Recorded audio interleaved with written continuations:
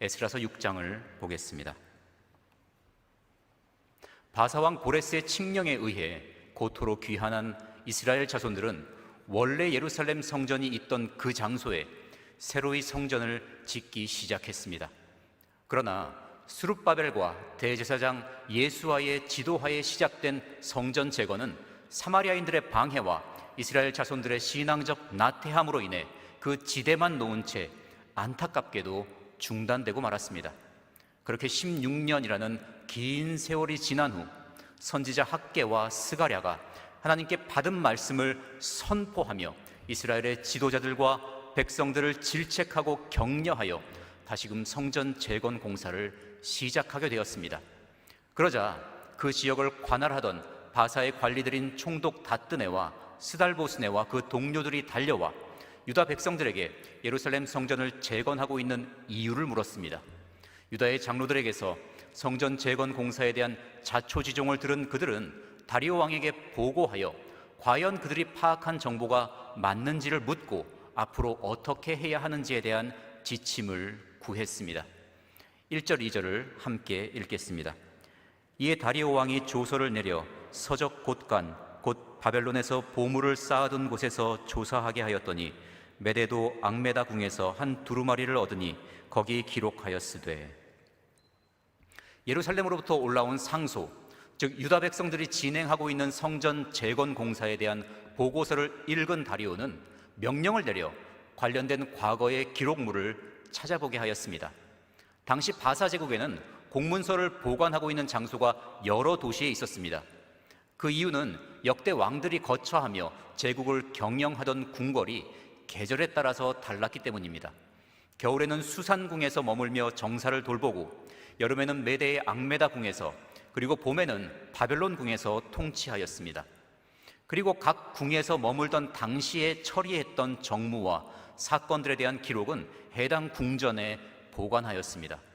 그러므로 다리오 왕이 서적 곳간, 즉 바벨론에서 보물을 쌓아둔 곳을 먼저 찾아보게 한 것은 그가 판단하기에 고레스 왕이 바벨론 궁에 머물 때 예루살렘 성전 재건에 대한 조소를 내렸을 것이라고 생각했기 때문입니다.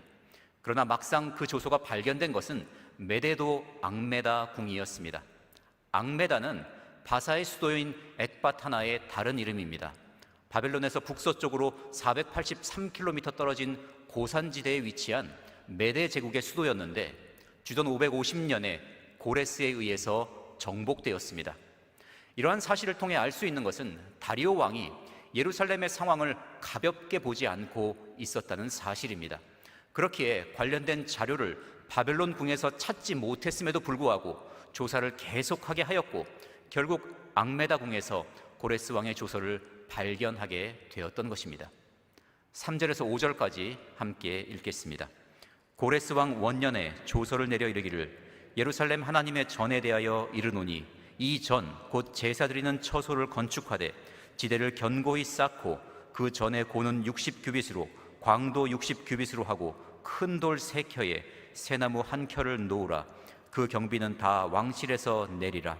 또 느부갓네살이 예루살렘 전에서 취하여 바벨론으로 옮겼던 하나님의 전 금은 기명을 돌려보내어 예루살렘 전에 가져다가 하나님의 전 안 각기 본처에 둘지니라 하였더라. 이 조서는 1장 2절에서 4절에 기록되어 있는 것과 같은 조서이지만 그 구체적인 부분에서 차이가 있습니다. 1장에 기록되어 있는 고레스의 조서는 이러합니다. 바사왕 고레스는 말하노니 하늘의 신 여호와께서 세상 만국으로 내게 주셨고 나를 명하사 유다 예루살렘에 전을 건축하라 하셨나니 이스라엘의 하나님은 참 신이시라. 너희 중에 무릇 그 백성된 자는 다 유다 예루살렘으로 올라가서 거기 있는 여호와의 전을 건축하라. 너희 하나님이 함께 하시기를 원하노라.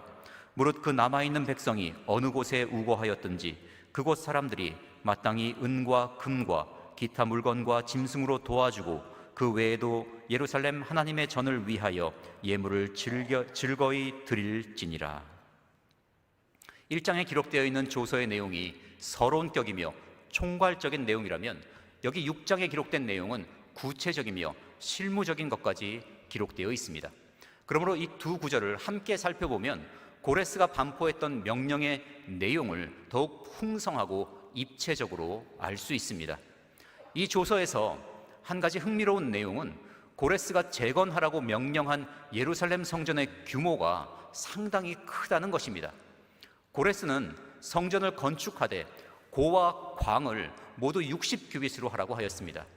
여기에 기록되지 아니한 장, 즉 길이가 솔로몬 성전과 같다고 추정하면 이 새로운 성전은 고가 30규빗이고 광이 20규빗이었으며 장이 60규빗이었던 솔로몬 성전보다 그 높이는 2배, 넓이는 3배가 됩니다.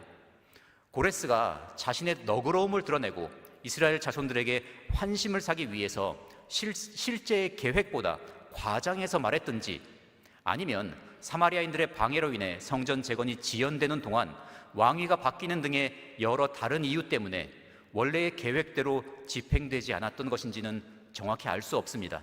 여하튼 실제로 지어진 제2성전, 즉 스룹바벨 성전은 솔로몬 성전보다 그 규모가 상당히 작았습니다. 큰 돌 3켜에 새나무 1켜는 성전의 건축 양식을 말하는 것입니다.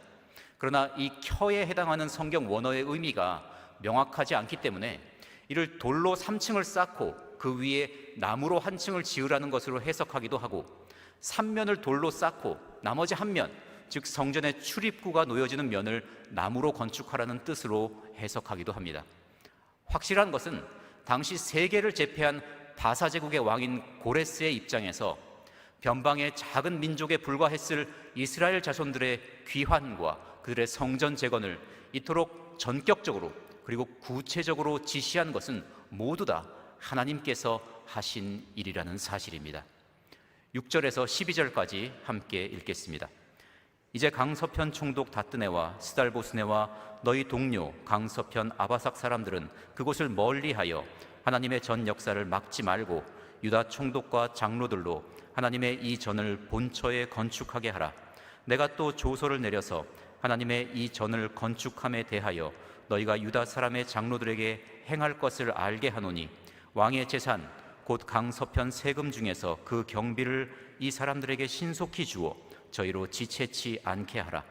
또 그 수용물 곧 하늘의 하나님께 드릴 번제의 숫송아지와 순양과 어린 양과 또 밀과 소금과 포도주와 기름을 예루살렘 제사장의 소청대로 영락없이 날마다 주어 저희로 하늘의 하나님께 향기로운 제물을 드려 왕과 왕자들의 생명을 위하여 기도하게 하라.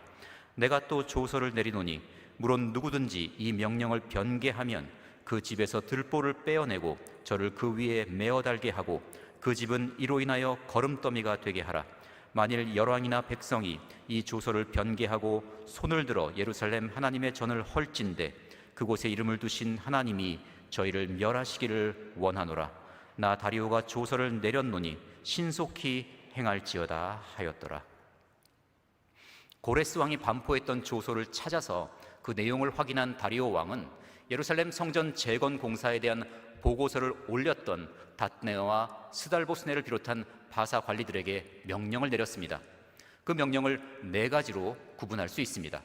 첫째, 그곳을 멀리하여 하나님의 전 역사를 막지 말고 유다 총독과 장로들로 하나님의 이 전을 본처에 건축하게 하라는 것입니다. 이는 1차적으로는 성전 재건 공사 현장에 물리적으로 접근하지 말라는 것이며, 더 나아가서는 간섭도 하지 말라는 것입니다. 이로써 사마리아인들이 또다시 어떤 방해 술책을 쓸 여지가 완전히 차단되었습니다. 그들이 바사 관리들에게 뇌물을 준다고 해도 이미 왕이 성전 재건 공사 현장에 접근하지도 말고 그 공사 과정을 다 유다 장로들에게 맡기고 관여하지 말라고 분명한 명령을 내렸기 때문입니다. 둘째, 왕의 재산 곧 강서편 세금 중에서 그 경비를 이 사람들에게 신속히 주어 저희로 지체치 않게 하라 하였습니다. 유프라테스강 서편 지역에서 징수되는 세금으로 성전 재건에 소요되는 비용을 지원하라는 것입니다. 이는 바사 왕도의 재정을 소모하지 않으면서 동시에 성전 건축을 위한 비용을 신속히 제공하는 방책이었습니다. 셋째, 그 수용물 곧 하늘의 하나님께 드릴 번제의 숫송아지와 순양과 어린 양과 또 밀과 소금과 포도주와 기름을 예루살렘 제사장의 소청대로 영락없이 날마다 주어 저희로 하늘의 하나님께 향기로운 제물을 드려 왕과 왕자들의 생명을 위하여 기도하게 하라 하였습니다. 다리오 왕은 예루살렘 성전 건물의 재건을 허가하고 원조하는 일에 그치지 않고 그 성전 건립의 목적인 하나님께 제사 드리는 일까지 지원하게 하였습니다. 참으로 세심하고 너그러운 결정이었습니다. 물론 그의 목적은 진정으로 하나님을 섬기고 예배하는 데 있지 않았습니다. 우리는 그의 속내가 무엇이었는지를 이 조서를 통해 알 수 있습니다. 그는 유다 백성들이 날마다 하나님께 제사를 드리면서 자신과 왕자들, 즉 왕조의 번영과 안녕을 기원하기를 바랐던 것입니다. 그렇지만 그의 결정은 결과적으로 유다 백성들이 하나님의 전을 재건하는 일에 전념할 수 있게 하였습니다. 이방의 왕인 고레스와 다리오를 통해 역사하시는 하나님의 손길을 보면 놀라움을 금할 수 없습니다. 그리고 하나님의 도우시는 손길이 우리를 둘러싼 모든 상황과 환경보다 크다는 사실에 안도하며 감사하게 됩니다. 넷째, 물론 누구든지 이 명령을 변개하면 그 집에서 들보를 빼어내고 저를 그 위에 메어 달게 하고 그 집은 이로 인하여 거름더미가 되게 하라 하였습니다. 이와 같은 글은 왕이 내리는 조서의 말미에 항상 붙는 관행적인 문구였습니다. 그러나 이는 그저 왕의 권위를 드러내기 위한 표현이 아니라 실제로 집행되는 형벌이었습니다. 이로써 그 누구도 예루살렘 성전 재건을 방해할 수 없게 된 것입니다. 13절에서 15절까지 함께 읽겠습니다. 다리오 왕의 조서가 내림에 강 서편 총독 다뜨네와 스달보스네와 그 동료들이 신속히 준행한지라. 유다 사람의 장로들이 선지자 학개와 이또의 손자 스가랴의 권면함으로 인하여 전 건축할 일이 형통한지라. 이스라엘 하나님의 명령과 바사왕 고레스와 다리오와 아닥사스다의 조서를 쫓아 전을 건축하며 피력하되 다리오 왕 6년 아달월 3일에 전을 피력하니라.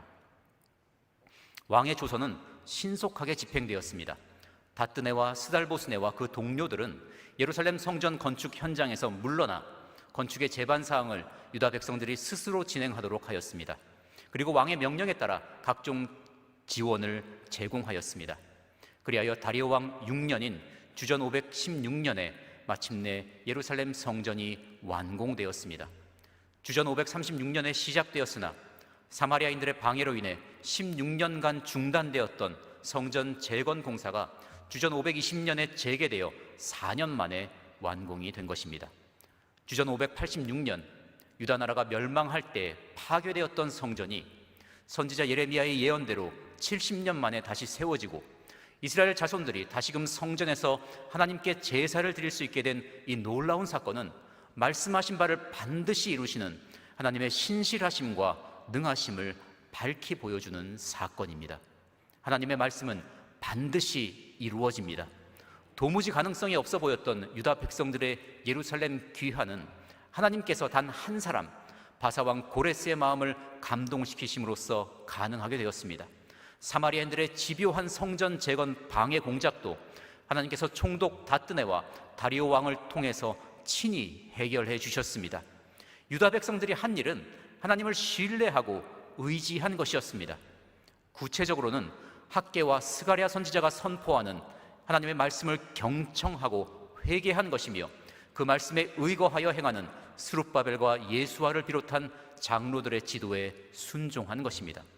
그렇게 본문 14절에 이르기를 유다 사람의 장로들이 선지자 학개와 이또의 손자 스가랴의 권면함으로 인하여 전 건축할 일이 형통하였다 하였고 이스라엘 하나님의 명령과 바사왕 고레스와 다리오와 아닥사스다의 조서를 쫓아 전을 건축하며 피력하였다고 하였습니다.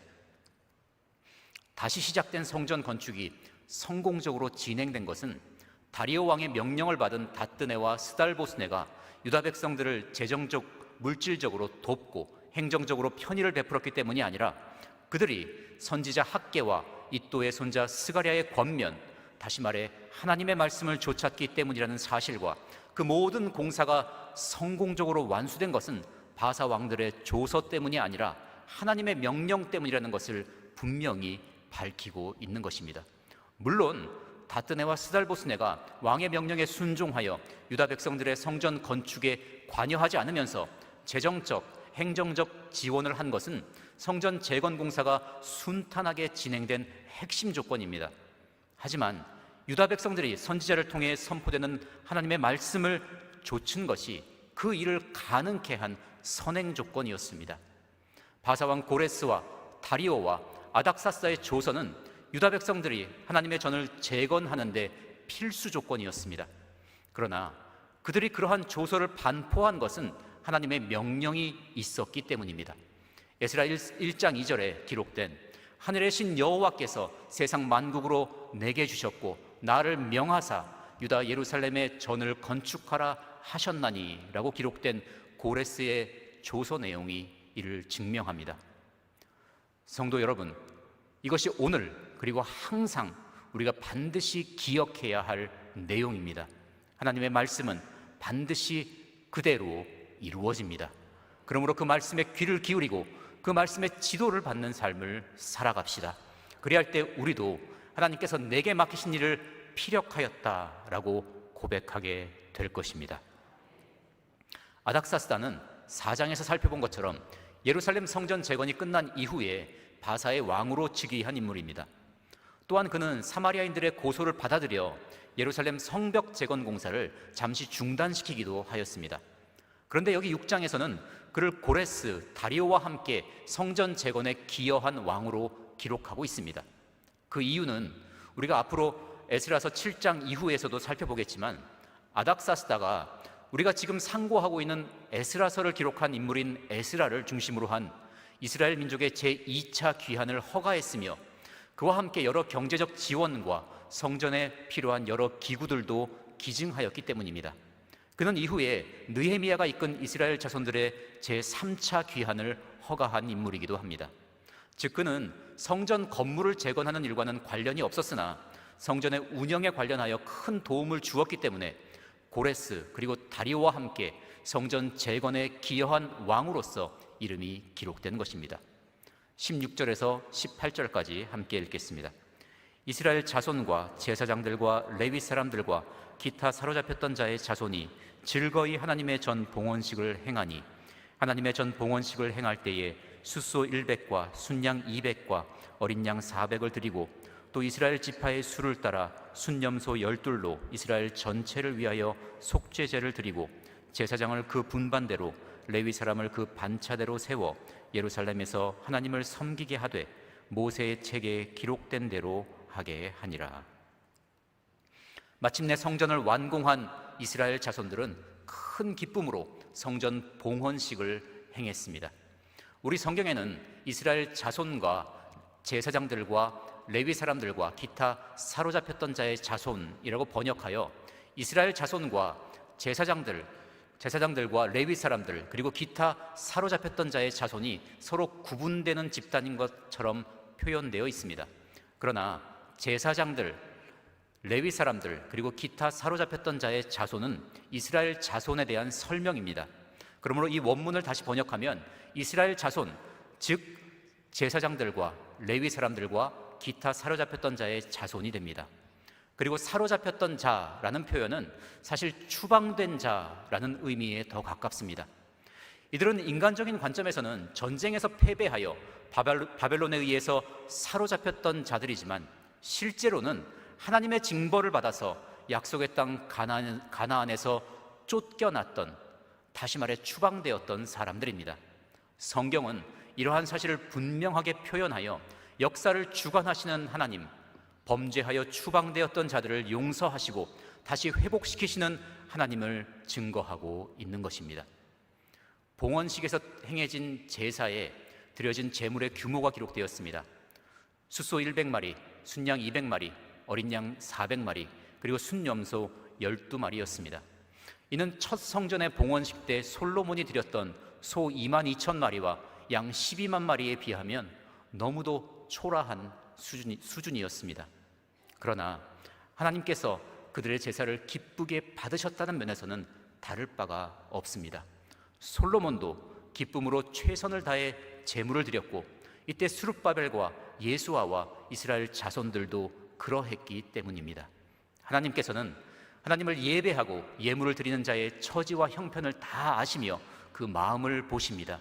고린도후서 9장 7절에 이르기를 각각 그 마음에 정한 대로 할 것이요 인색함으로나 억지로 하지 말지니 하나님은 즐겨내는 자를 사랑하시느니라 하였습니다.